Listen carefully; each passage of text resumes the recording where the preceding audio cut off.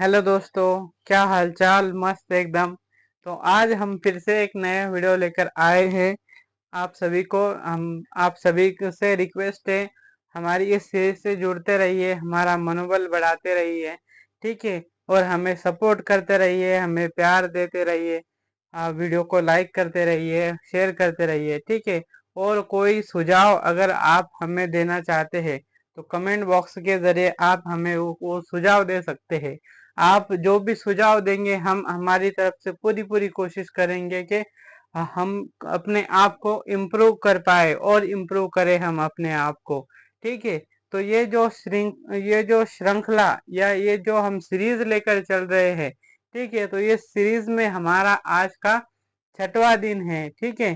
छठवां दिन है और आज हम जो हमने कल जहाँ से बातें एक तरीके से स्टॉप की थी, जहाँ पर हमारी बातें एक तरीके से खत्म हो गई थी, वहीं से हम आगे बातों को शुरू करेंगे।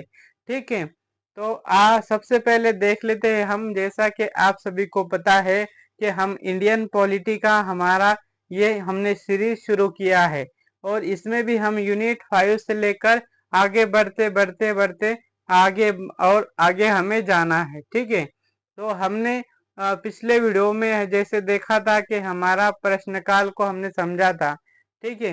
प्रश्नकाल को समझा था, उसमें हमने देखा था कि किस तरीके से तारांकित प्रश्न, अतारांकित प्रश्न, ठीक है, उसके बाद में एक तरीके से जो मौखिक अल्प सूचना प्रश्न और चौथे इसमें जो होते हैं कि जो जो गैर सरकारी सदस्य आपस में क्वेश्चनिंग करते हैं, तो वो इन सब के बारे में हमने देखा था। फिर उसके बाद में हम और आगे बढ़े थे और हमने जीरो हावर का कंसेप्ट बहुत अच्छे से समझ लिया था। जीरो हावर के कंसेप्ट में हमने देखा था कि सबसे पहले किस तरीके से शून्यकाल का जो दौर कहाँ से शुरू हुआ। ठीक है। तो शून्यकाल का दौर एक तरीके से माना जाता है कि 70 के दशक में जो शुरुआती जो वर्ष थे वही से शून्यकाल का एक तरीके से दौर शुरू हुआ। और इसमें क्या होता था कि जो बहुत अति महत्व जो यानी कि जो लोकहित के जनहित के जो मुद्दे होते थे, तो उनको इसमें जीरो हावर में उठाने की एक तरीके से प्रथा प्रचलन में आई। ठीक है।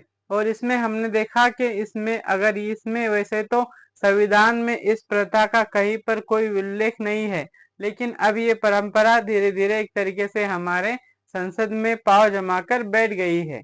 ठीक है। और हमने ये भी समझा कि इसका महत्व क्या है, उसको भी हमने पिछले वीडियो में डिस्कस किया था। और आज हम एक तरीके से आगे बढ़ेंगे और आज हमारा जो जहां से हमने खत्म किया था, ठीक है, वही से हम शुरू कर रहे हैं। तो हम आज का हमारा जो टॉपिक है तो वो है कार्य स्थगन प्रस्ताव। ठीक है। जैसा कि बोर्ड पर हमने लिख कर भी रखा है कि कार्य स्थगन प्रस्ताव। ठीक है। तो अब कार्य स्थगन प्रस्ताव क्या होता है, उसको ही अब हम इस वीडियो में डिस्कस करने वाले हैं। ठीक है। तो उसी को हम एक तरीके से अब यहाँ पर आपको समझाते हैं। तो लोकसभा के नियम 56 के तहत, अब जो लोकसभा का जो नियम 56 है उसके तहत देश की किसी गंभीर और महत्वपूर्ण समस्या पर चर्चा करने के लिए सदन में स्थगन प्रस्ताव लाया जाता है।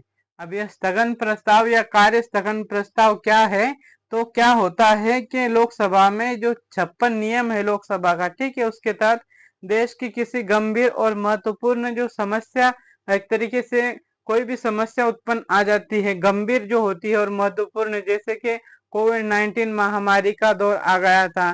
ठीक है। तो उसको ले लीजिए, या फिर और दूसरे भी बहुत सारे मुद्दे होते हैं। ठीक है। तो उनको जब वो गंभीर रूप में होते हैं और अति महत्वपूर्ण हो जाते हैं, तो इसके लिए चर्चा का इस इन सब मुद्दों पे चर्चा करने के लिए कार्य स्थगन प्रस्ताव लाया जाता है। ठीक है। पहली बात यहाँ पर क्लियर हो गई। दूसरी बात है इसमें कि इस पर चर्चा के लिए सदन की समस्त नियमित कार्यवाही रोक दी जाती है, यानी स्थगित कर दी जाती है। अब दूसरी बात यह है इसमें कि इसको एक तरीके से चर्चा करने के लिए जो अपनी सदन है, ठीक है, लोकसभा का जो भी सदन होता है, तो उसको पूरी तरह से रोक दिया जाता है। ठीक है। पूरी तरह से उसको यहाँ पर रोक दिया जाता है। किस लिए रोक दिया जाता है? ताकि इन विषयों पर यहाँ पर अच्छे से चर्चा की जा सके। ठीक है, इसलिए इसे स्थगन प्रस्ताव कहा जाता है। अब इसलिए इसको स्थगन प्रस्ताव कहा जाता है। ठीक है, समझ में आ गई ये बात एकदम बिल्कुल। ठीक है, और फिर कार्य स्थगन प्रस्ताव। अब स्थगन प्रस्ताव स्वीकार होने पर प्रस्ताव में उल्लिखित मामलों पर चर्चा करने के लिए सभा के सामान्य कार्य को रोक दिया जाता है। स्थगन प्रस्ताव का उद्देश्य सरकार की हाल ही की किसी चूक अथवा असफलता के लिए जिसके गंभीर परिणाम हो, सरकार को आड़े हाथ लेना होता है। अब इसमें जो स्थगन प्रस्ताव जो लाया जाता है, तो उसमें क्या होता है कि हाल ही में सरकार के द्वारा कोई चूक हो जाती है या कोई असफलता आ जाती है, जैसा कि जो सरकार ने कृषि कानून लाया था। ठीक है, तो उस एक तरीके से उसको जब किसानों ने उसका विरोध किया, तो एक तरीके से सरकार को उस कानून को फिर से वापस लेना पड़ा था। तो इस तरीके के जो भी मुद्दे होते हैं, तो उनके लिए सरकार को आड़े हाथ लिया जाता है, यानी कि सरकार से प्रश्न पूछे जाते हैं, सरकार की एक तरीके से आलोचना की जाती है, सरकार को क्रिटिसिज्म किया जाता है कि आपने एक तरीके से इस विषय पर और चर्चा नहीं की, इस पर एक तरीके से बातचीत नहीं की आपस में, जो विपक्ष के नेता होते हैं उनसे, या फिर जनता की कोई राय नहीं ली जाती है। तो ऐसे में क्या होता है, तो फिर ऐसे में सरकार को आड़े हाथ लिया जाता है, यानी कि उन पर दबाव या प्रेशर उन पर डाला जाता है। ठीक है, क्या क्योंकि वो एक तरीके से उनके द्वारा जो गलत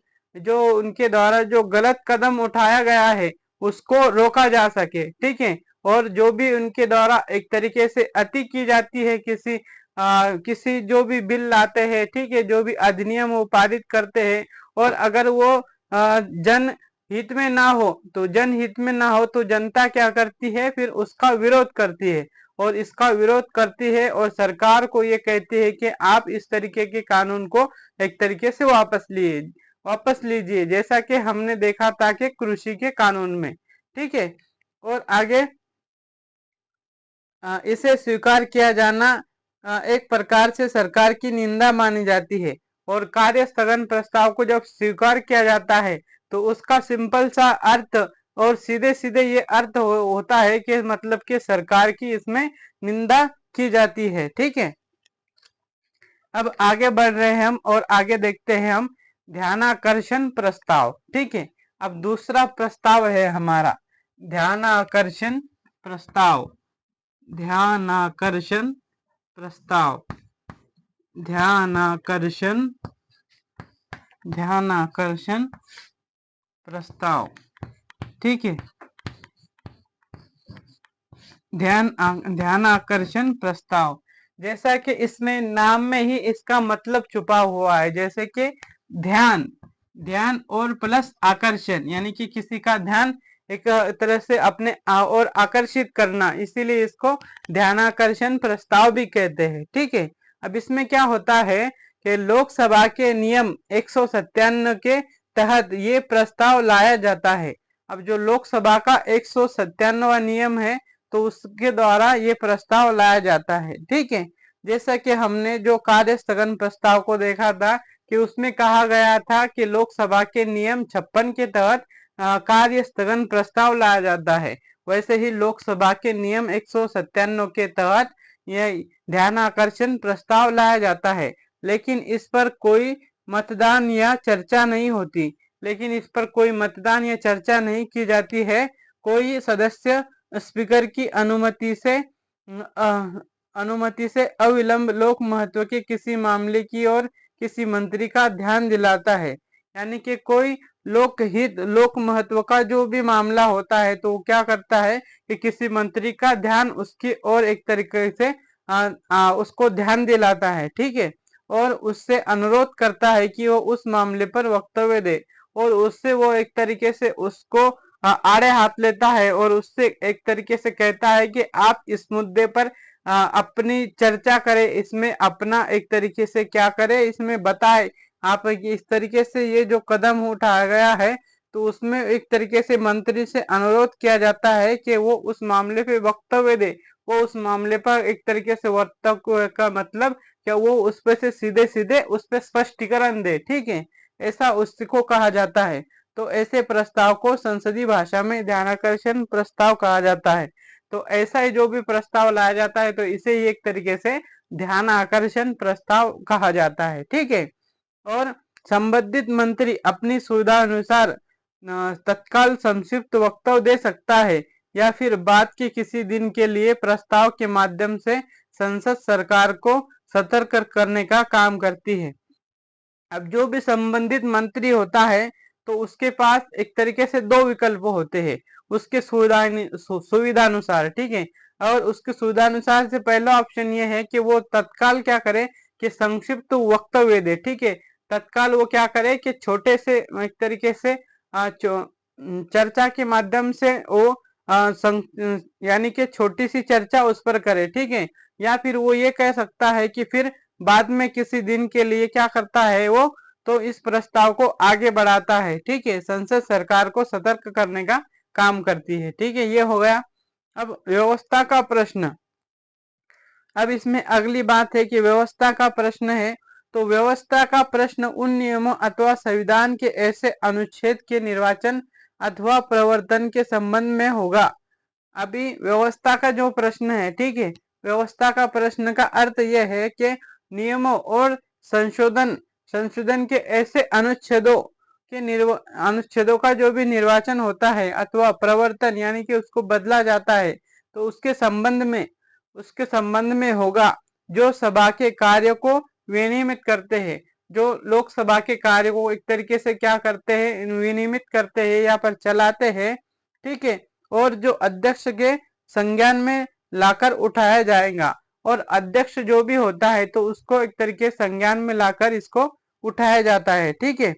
व्यवस्था के प्रश्नों को सभा के समक्ष, अब जो भी व्यवस्था के प्रश्न होते हैं उसको सभा के समक्ष कार्य के संबंध में एक तरीके से उठाया जाता है, ठीक है। बशर्ते अध्यक्ष किसी सदस्य को कार्य की एक मद समाप्त होने और दूसरी प्रारंभ होने के बीच। अभी इसमें क्या होता है कि जो अध्यक्ष वो शर्त क्या लगाता है कि किसी सदस्य के कार्य की एक मत समाप्त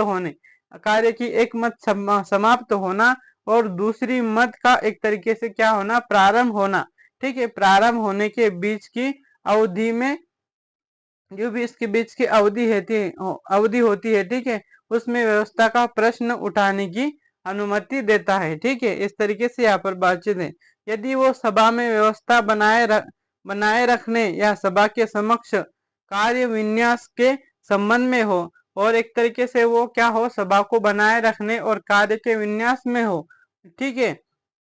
कोई सदस्य व्यवस्था का प्रश्न उठा सकता है। कोई भी सदस्य एक तरीके से व्यवस्था से प्रश्न पूछ सकता है, वो वहां पर प्रश्न उठा सकता है और इसका निर्णय अध्यक्ष करेंगे कि क्या उठाया गया प्रश्न व्यवस्था का प्रश्न है। अब इसका जो निर्णय होता है कि जो भी प्रश्न उठाया जाता है तो वो एक तरीके से व्यवस्था का प्रश्न है या नहीं है, इसका निर्णय कौन करता है, तो इसका निर्णय अध्यक्ष के पास होता है, ठीक है। यदि वो और दूसरी बात इसमें कि यदि वो व्यवस्था का प्रश्न है, ठीक है, और यदि अगर वो व्यवस्था का प्रश्न है और यदि वो व्यवस्था का तो इस पर वो निर्णय देंगे जो अंतिम होगा और उस पर एक तरीके से जो भी अध्यक्ष महोदय है तो वो जो निर्णय देंगे वो एक तरीके से क्या होगा, तो वो अंतिम निर्णय होगा, ठीक है। अभी जो लोकसभा का नियम 193 के तहत चर्चा। अब अगला जो हमारी हेडिंग है उसको लिखते हैं, ठीक है।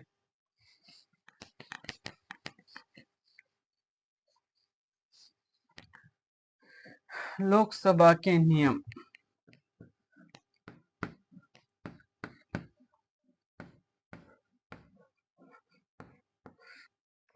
लोकसभा के नियम 193 के तहत चर्चा। लोकसभा के नियम 193 के तहत चर्चा।